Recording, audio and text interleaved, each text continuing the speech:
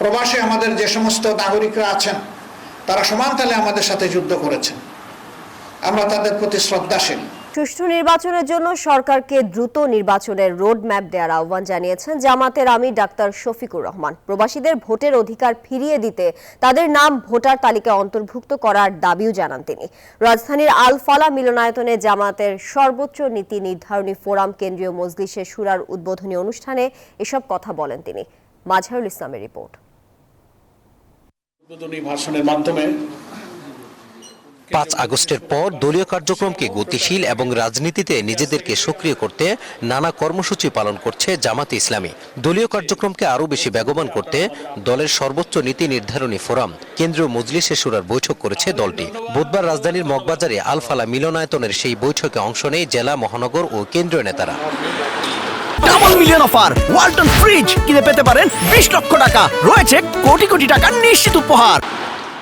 অনুষ্ঠানে দলটির আমির দেশের অর্থনীতিতে গুরুত্বপূর্ণ ভূমিকা রাখা প্রবাসীদের ভোটাধিকার ফিরিয়ে দিতে তাদের নাম ভোটার তালিকায় অন্তর্ভুক্ত করার দাবি জানান।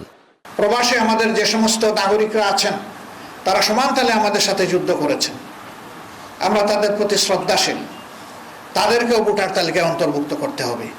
বিগত সময়ে যারা ভোটার তালিকা থেকে বাদ পড়েছিল বাড়ি বাড়ি গিয়ে তাদের তালিকা করার জন্য সরকারের প্রতি আহ্বান জানান জামাত আমির।